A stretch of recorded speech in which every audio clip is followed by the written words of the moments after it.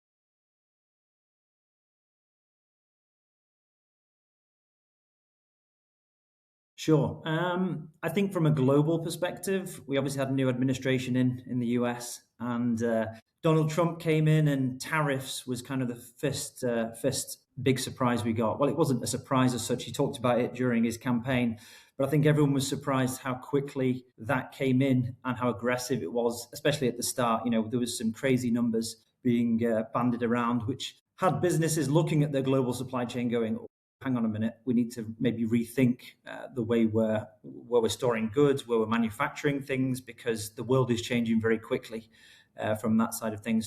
Obviously, as the year went on, trade deals got made and those numbers became a little bit more easy to understand. But I think it was the volatility and the unknown was probably the most scary part when you look at global supply chain. What's 2026 going to look like? At the beginning of 2025, that was really unknown. It was really hard to imagine. Now it has settled down a little bit, but we know business doesn't like uncertainty. And I feel like there was a lot of uncertainty for probably a large part of the first half of this year. The positive element of this, and we'll talk about this a lot, is just AI in general. I think it turned a corner this year where it got to a point where it can be reliable enough now for businesses to start using that in a more integrated way. So not just write me a nice email, it can actually form part of your workflow. I think that's the exciting part that's come out of 2025. That would be my two positives and negatives of how the year's gone, I suppose.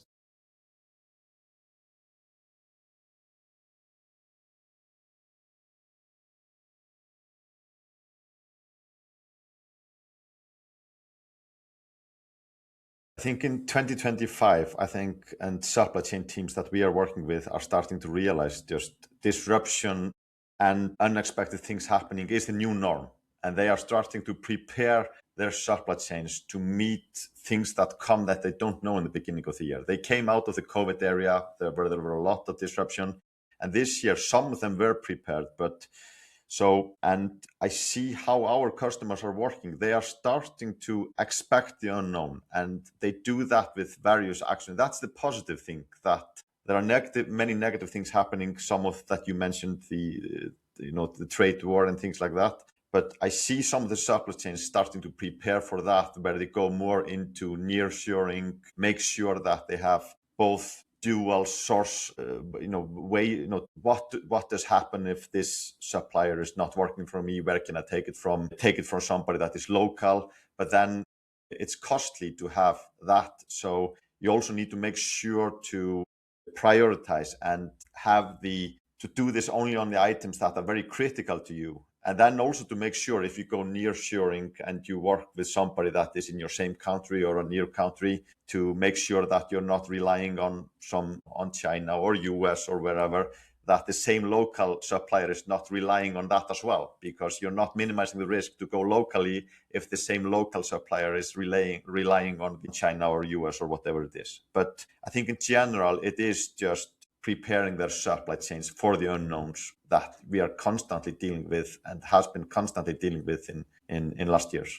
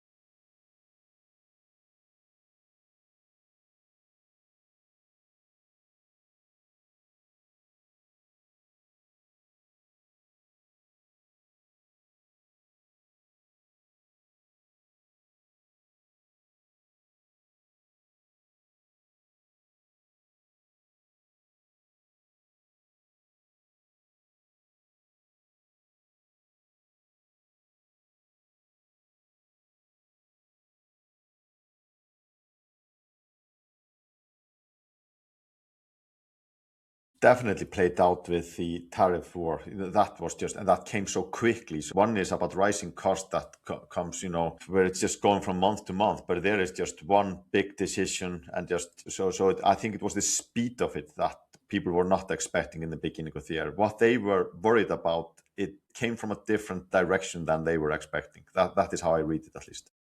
Yeah, yeah. Is on the back of what we've just obviously had inflation, although still not fully solved in the UK. Tariffs on top of that felt again like when does this end? A sort of piece. And then again in the UK we had some tax rises as well that affected businesses, minimum wage going up as well, which again affected warehouses. So for our industry, we definitely saw a bit of a squeeze on logistics businesses.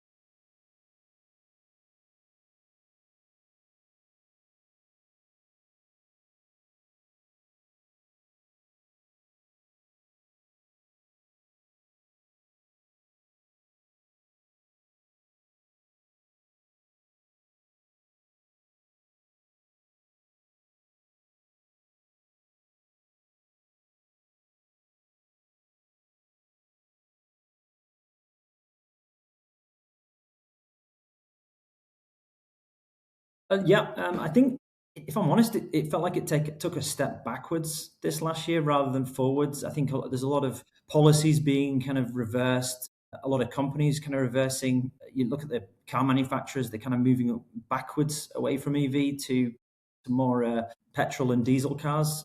So it does feel like it took a step backwards, and that may be again because of rising costs. It becomes almost a luxury. It's, you're almost in business to survive rather than in business to survive plus, hopefully give something back. And I think that's probably what's happened across the markets.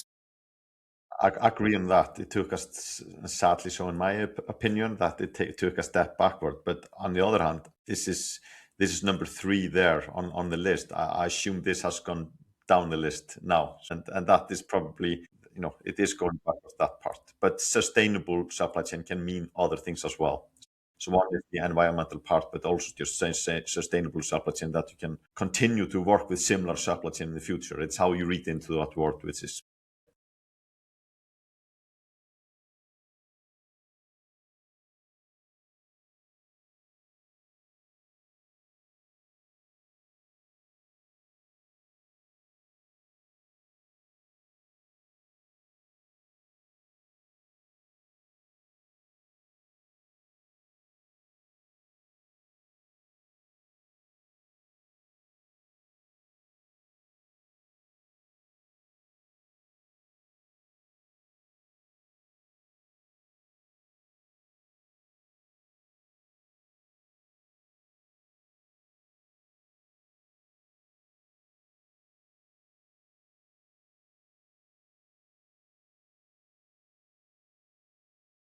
Yeah, if one of it is this part, but what surprised me now when we're looking into 26, which is heavily linked to that, and how people were seeing it at the end of 24, starting 25. Most people said there, yeah, are you using AI? No, I'm not. But what are you going to do in 25? I'm going to start using AI.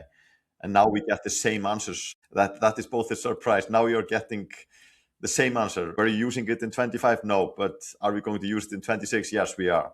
I think we are closer to it now, and that I'm referring to what Tim was saying here earlier. I think now we have the tech stack to use AI effectively. But this is something that I think if I go to your question, I think both of those companies are working in this direction to give you better visibility, to give the user better tools to take decisions, both based on decisions that the system takes, but also just to give them the overview and the visibility. And that is, I think companies are looking for solutions like that Tim and his company is offering, and AGR.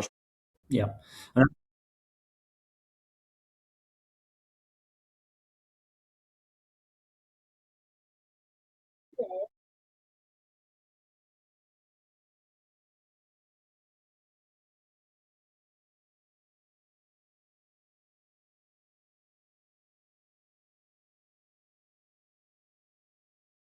no, I think when it comes to looking at the supply chain in general, it's still amazing how many companies are still using legacy platforms. And I think that's where your data isn't flowing as nicely through the supply chain. We work with customers who work with some of the largest companies in the world, and we're still having issues getting the right data from them so that we can service them in a way that is most advantageous. I think what's going to start to happen, and again we'll touch on this on the next year part, is I think things like AI are going to really put a lot more pressure on a reason to move off your legacy platform. And because you were being left behind before when you had a company on a cloud system compared to an on-premise legacy platform. But now in the world of AI, I think the gulf is going to get even more large. And I think there's going to be massive advantages for companies that are taking the step to having a modern platform that can allow them to get to the data, can allow AI to get to the data. It's going to mean we're going to enter a new world where, these companies are sat on gold mines, but they just don't have the power and the energy to be able to kind of mine it as far as AI goes. And I think that's what's going to change. I think 2025 is probably a time when we'll look back and say that was a point where this, it kind of reached that inflection point where businesses probably thought, wow, okay, we really need to start doing something now because this old platform that we're on is not going to sustain us on this new revolution. Yeah, I think I just agreeing.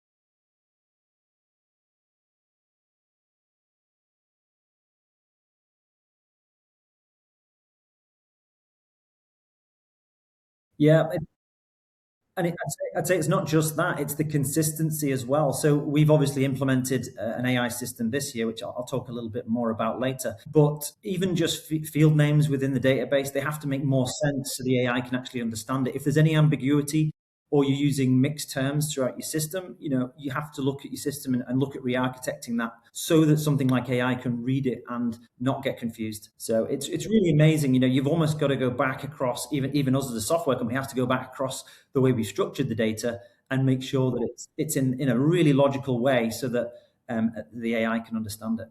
And I think the tech stack has been ready for this for longer time. So there are three things there that needs to work hand in hand. It's the tech stack itself, the solution itself, which we have been excited about now for years. Then it's to get your data in a form that you can use, that Tim was referring to. And then it's the workforce itself to put the people that are using the solutions, that they are up to the level to be able to use those type of solutions. And that is And this is, so for example, the solutions that we have been putting in play are putting in a way that both that we know that the data we are using is ready for it, but also in such a way that we know that we can trust our users to use it and then take them to next level to go even further with our solution. So you need to take one step at a time with those three in consideration.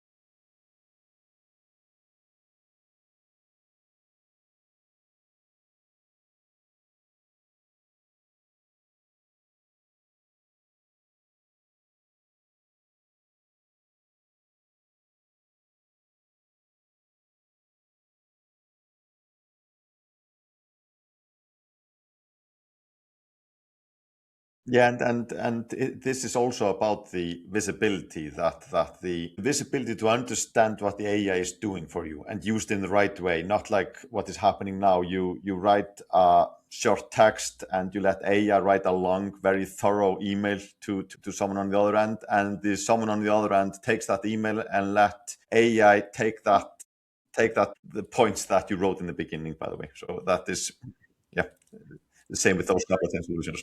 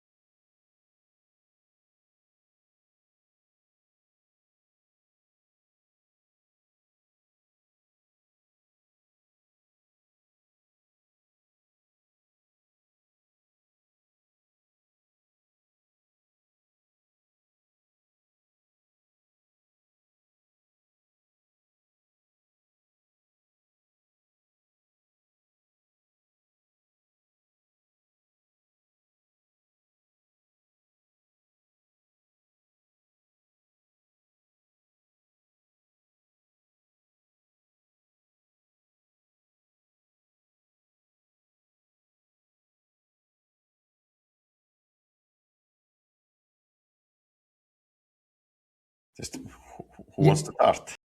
Yeah. They're both too polite. Yeah.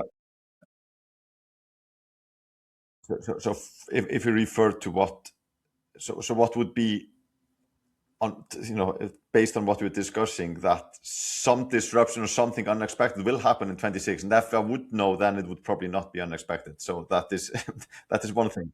But with that being said, there is, you still need to prepare for it, and you need to prepare your supply chain for those unexpected things to happen, and you need to make sure that you have analyzed that risk and make sure that you have ways to work in your supply chain and you have prepared your supply chain to take on unexpected things that might happen in the future. And that is that you are doing with the visibility, that you're doing with AI modules that are able to enable you to take decisions on the fly with changes that are happening. But that would be, yeah. But what is happening there is just using, I would always say the same as they said in the beginning of last year, that we are truly going to use AI this year. And I hope it will not be the same. Yeah. Yeah, I think I have a feeling that 2026 hopefully should be less volatile than 2025. I feel like, again, that I always say to my staff, I know. But whenever I say to my staff, I always say the first year of a US administration and the election year is always a little bumpy. There's an 18-month period there where everything is everything up for grabs. It could, the world could go in any direction. I think it'll settle down a little bit more. There'll be a little bit, I can't imagine another trade war. I think that's kind of calming down. If there is something that comes up, it will be completely unforeseen. It'll be something we haven't seen coming. But I think you're right. I think the last 6 years has meant that we are very resilient to change at this point. We know we kind of know how to handle it. We've had massive challenges. I mean, even in the UK, you look at COVID, it was a combination of COVID and Brexit at the same time. We really went through a lot of change that affected logistics probably more than anything.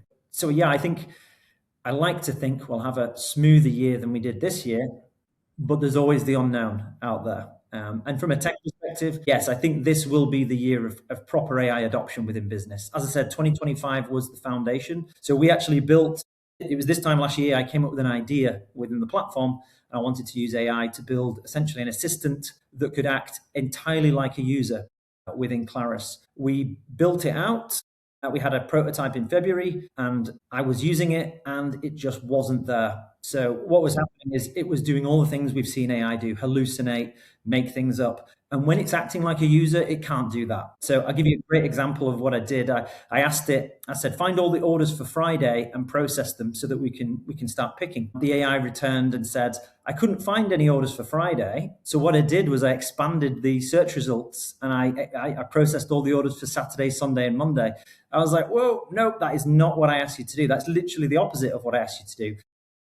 It's just where AI was at that point. There became an inflection point around September, October, where we had kind of ChatGPT 5, we had Claude 4.5, and a couple of the other ones come out. And at that point, the guardrails were much better. The AI followed instructions properly. You could tell it, there's ways to ensure that the AI did things as you asked and didn't just make things up. We're still not 100% there. You still need to be really careful with these applications. But now the AI assistant that we've got can fully act like a user in the system, which is amazing to see. You can pull data out, it can action it, it can make suggestions, it can make recommendations. If it doesn't find something it's looking for, it will be open and honest with the user as well. So it was amazing that we built the technology and then AI kind of caught up to where we needed it to be. And I think that will keep progressing. We'll keep building out the technology and the AI will keep improving as well as to where, it will become the dream scenario that everyone kind of hopes it will be, where it will almost be like an extra employee that you've got that you can fully trust, that can be pretty much mistake free.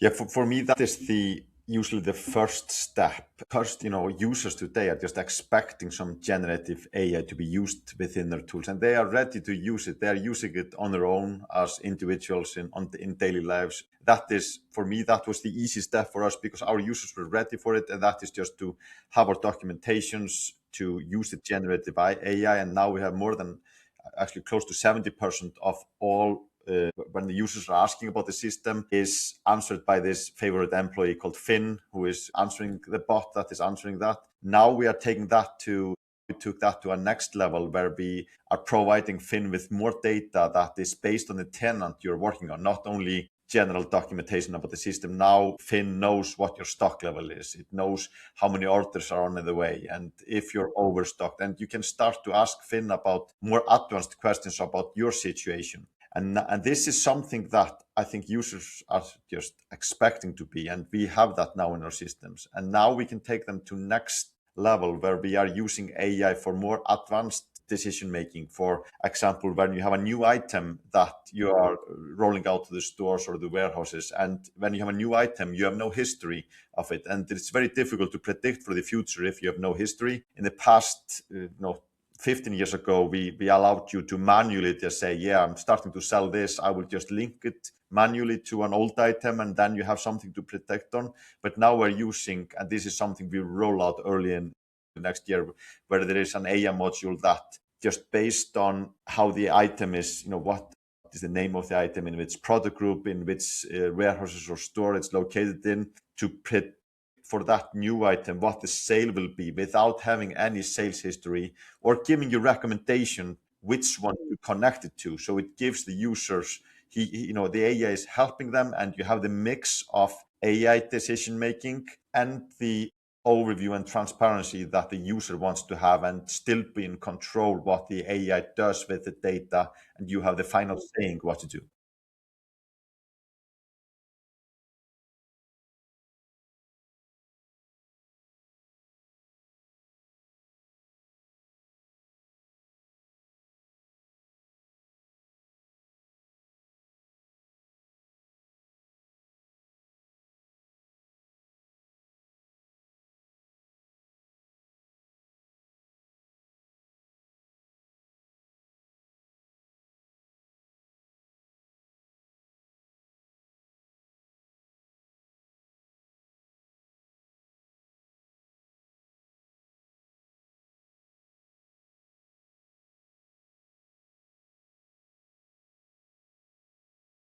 For example, for you, are users, are they asking you to use external data in the algorithms? Do they want to feed your AI functionality with other data than you have in your system? And then you have the issue with how to format the data that you put into the model and things like that. So are this something that you are? Yeah, so we've just rolled out an MCP server on the back of some of our users who are really into AI asking for that, because again, they've wanted to get it from all of their systems, and then they can plug it directly into ChatGPT or Claude or Gemini, whichever LLM they use, and then they can train on top of that, which is really cool. So all the tool calls that we have within Clarus are now in an MCP server, which can be accessed from any LLM, which has literally just been rolled out, I think, last week. We might not have even made that public yet, so I might have just broke marketing's big announcement. Yeah, yeah, yeah. Whoops. But no, that's a huge piece as well, because we'll build AI tools within our platform, and I think it's actually our responsibility as well. So you talk about users not really using AI. I think that's probably down to the software providers that they've got or not got that aren't really helping them to understand what it can do. When we've demoed the assistant, I think the amount of demos I've done where people haven't actually understood that AI can actually do things in a system for you rather than just give you a response. That's been a kind of a mind-blowing piece for some people, and then they've kind of realized how powerful it can be when they've realized it can be a two-way interaction. So the AI can go and do a load of tasks that they're doing every day, and report back to them that it's done it. That's a massive change. A lot of people just see ChatGPT and say, oh, it's formatted my email for me, it made me sound professional, it's written me a poem. And, there's a lot more it can do. And I think the tool call thing, the MCP server, all of this came in 2025. And that's why, we've adopted, I mean, when we first started work on the MCP server, I think we were using something Amazon had just built on top. We were building on top of that, and that was 11 days. It was released for 11 days. So this is really bleeding edge stuff, and it's only really come into play the second half of 2025. And that's why you'll see it be a lot more prevalent in 2026. And people will start to get it. The education will be there. They'll see it across all of their systems if they're using good systems and they've got a good software provider. And then the power users will use things like MCP to make kind of company-wide chatbot that can talk to all of the systems they use and be that one-stop kind of employee that they can ask a direct question to and hopefully get a direct answer, even though it's going to 3 or 4 systems to get that data.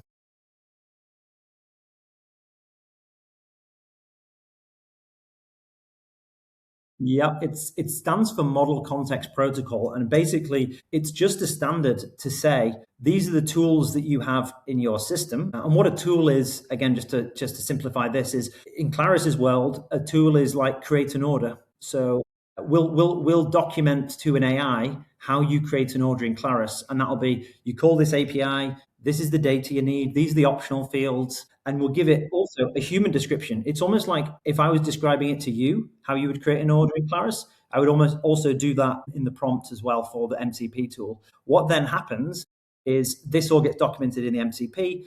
You plug it into something like ChatGPT, and then it's now aware that it can create an order in Clarus.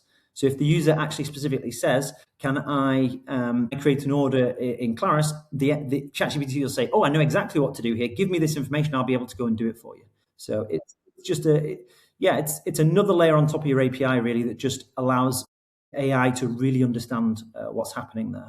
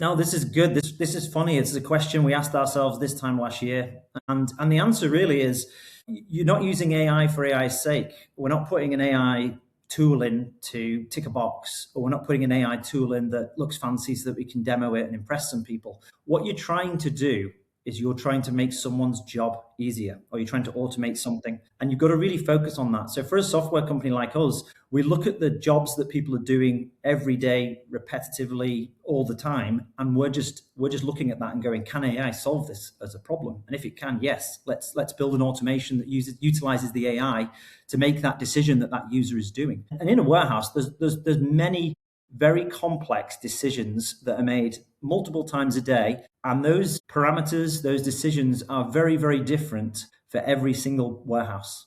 So, software will always get you to some point. You bolt AI on top of that decision and those list of parameters, you can put them into an AI prompt. You can really explain exactly what's going on and interpret that, and it can become a really, really bespoke and specific operation for that particular team. And I think that's the key part. Again, if the software company like us can go into a business and say, this thing you're doing 5 times a day, 10 times a day, we can replace that with AI, that becomes a way that a company will go, yes, please. If you can remove all that cost for me, then absolutely we're going to adopt it. It's what it's really not about. And I've been to many conferences this last year. I've seen some products that have put AI into the product, and it just doesn't do anything. It makes it does something that I just go, yeah, but the system could always do that before. What AI needs to be now is this added layer of flexibility that software or bespoke software can't really achieve, and that's what we're trying to really focus on at Clarus. We have done the same, where we have had for a long time forecasting algorithms that are based on AI, but we figured out that for items that have a lot of sales history, you're able to actually, the old models even work better than the AI models for those. But then we have gone more into the part to use AI where it is needed, like I was referring to here earlier with new items where the old models were not working well enough, and there we want the users to use AI to predict for the future for new items that have no sales history. But if how users are using the system today, it is speaking with Finn about how to use the system, and we have seen that they're using it more and more. You can always say to Finn, I want to speak with a human, and sometimes you want to have a human on the other line to speak with you, but we are seeing this on the rise, like I said, going from 40, 50, 60, 70% of all requests go through Finn. But we are now, Finn doesn't speak to you unless you speak to him. That is how it is set up now. So actually, some of my friends are like that as well. But then it's to take the next level, that they speak to you without you speaking to him, just pointing you into the right direction. Have you looked at your product group so fast? I think they're overstocked, or I think you are too late with placing an order. That is the next step for Finn and for our dev team too. Yeah, and I think that's the trend, isn't it? It's the orchestration part. It's where AI can actually look at your business and understand your system, exactly what you're trying to do, and pull out anomalies or pull out suggestions to say, you could do this or you could do that, or this looks like it might not be correct, and just being able to raise those exceptions. That's an amazing use case for AI.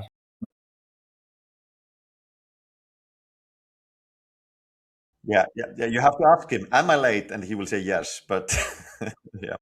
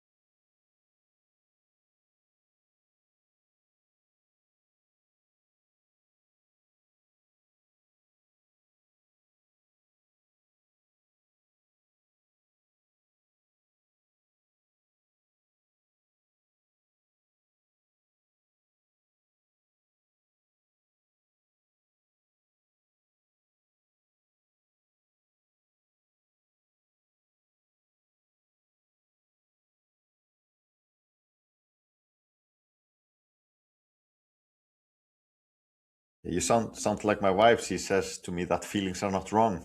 So that probably applies to the supply chain as well.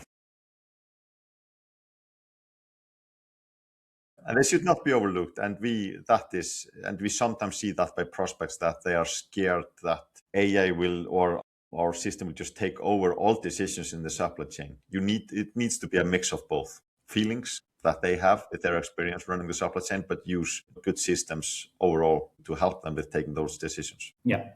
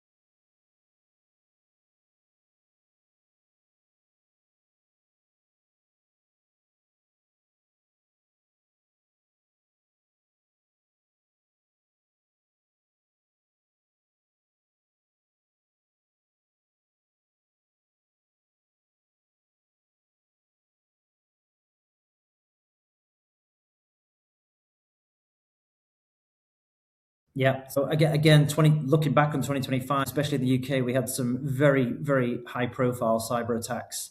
So there was Marks and Spencers and Jaguar Land Rover were probably the two most famous ones. I think M&S was about 350 million. I think it wiped all of their profits for maybe one quarter. It might have been even a year. So it was horrendous impact. And really, this has been an ongoing thing in the UK for a while. It's just hit much more mainstream now. So I think it was last year, the second most targeted industry behind defense was actually logistics.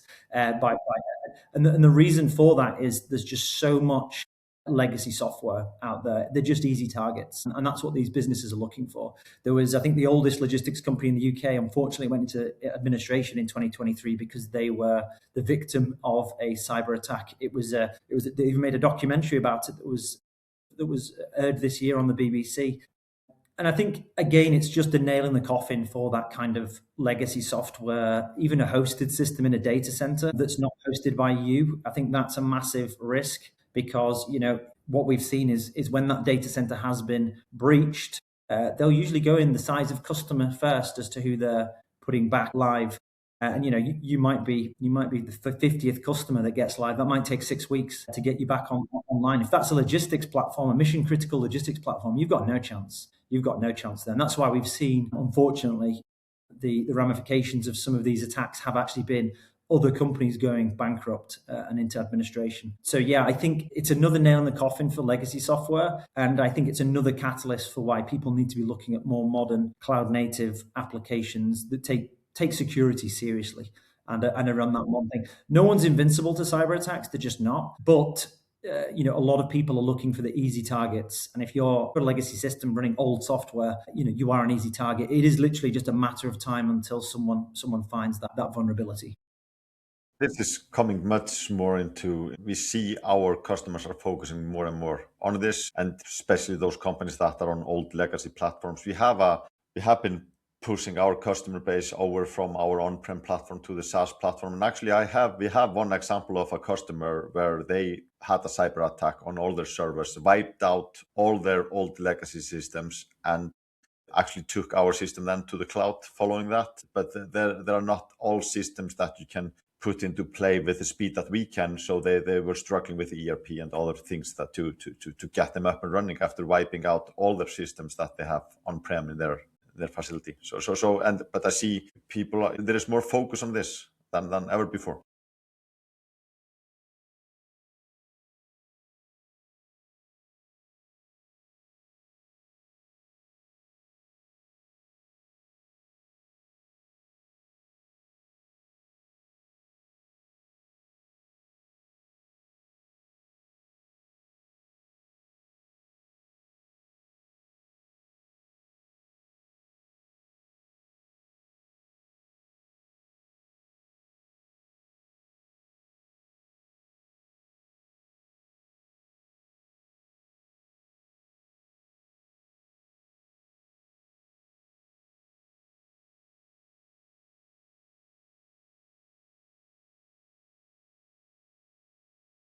Ask the provider what the buzzword he is using, what it means. Actually, you were asking Tim about what something meant here earlier, so and he gave you a great answer, showed that Tim know what he was discussing, and then ask them just directly. You're talking about AI. What do you mean by that in your solution? And just ask. Don't get shy about not understanding all the buzzwords that are put in front of you. So.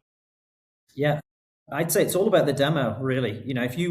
If you have a use case in your business that you're hoping the software will fix, make sure they show you how that works. In Clarus, people are always surprised when we do our demos because we show everything. And they always kind of say, well, the other providers talked about it, but they didn't actually show the flow or the process. We always try and really show what the users are going to be doing. And I think, the buzzword isn't important, but things like AI, it's important to ask about what their strategy is as well, because they've got to have one. You don't want them to just say, oh, it's not important at the moment. They need to have a long-term strategy for it as well. If they have some AI, they can show it to you. And, does it work for you? Yeah, okay, brilliant. It's not just a tick box exercise. You can't just say, we want AI. Yes, show me the AI. What does it do? What are going to be the benefits of that AI? And I want to see a full demo. I think that's the key part. I always think the demo is the time when that's what you're buying. So you want to see as much as possible as to what your workflow is going to look like. Showing is believing.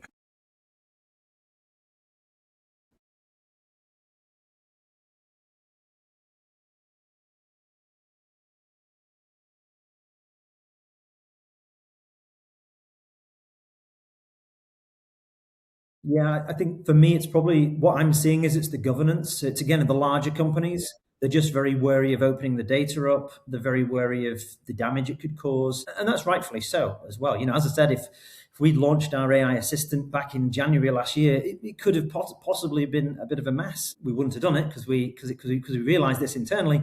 But AI in general, if you just plug all this into your platform when it's not ready, it could cause you some problems, especially on the larger side. Guys, companies, they do need to do the due diligence. They need to make sure that they're working with a partner that knows what they're talking about. They understand a hawk has just flown into my window. Unexpected thing to happen. So my name is Hawk, by the way, but Yeah, that's yeah. That's so strange. I hope he's all right. Yeah, he just stuck to the window. Yeah, yeah. It is about governance and regulation, and it's the same. Bigger companies are always a little bit slower to move with these things, and I think the market will just prove itself over time, and there'll be more confidence out there, so that companies will adopt to it more. one is about the data. Just we are getting questions: is your data, is it on a service in Europe? Is it on a service in US and so forth? But I think if I understand the question right, I think it's also just people are afraid that the AI will just take over the supply chain. It is a mix of both, and I'm referring to what we were discussing here earlier. It's a mix of feelings and mix of knowledge of running the supply chain, and then the AI model to support that and give you confidence, like you phrased it, Randi, earlier.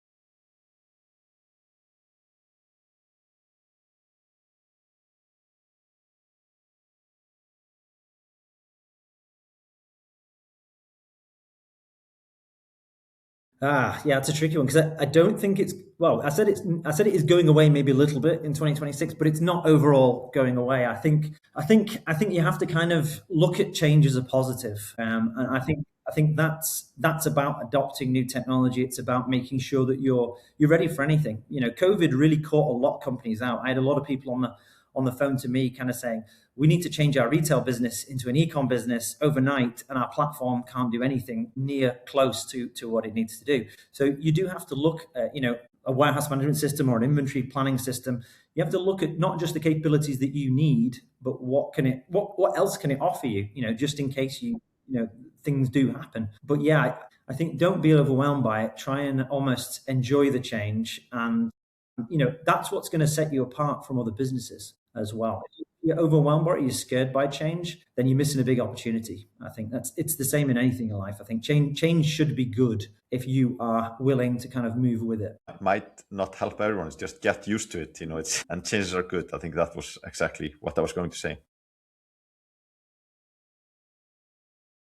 Yeah.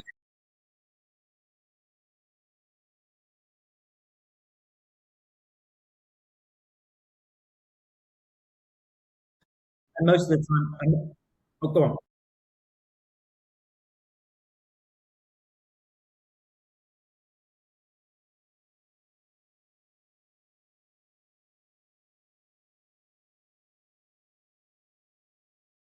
I think the hardest part is to compromise between the higher cost and lesser risk. I think it's a compromise that for example, that is what I was referring to here in the beginning. It's all about cost. So I know that you should have dual way of getting your product but you can't do that for every product because it's between the risk. There are some items or item groups where you just have to take the risk, while there are others that you don't have that luxury and you have to bite the bullet and take the cost down. So it's to decide it's the balance between risk and cost, which will be the hardest one to take because it's constant. You're expecting the unknown to come, and then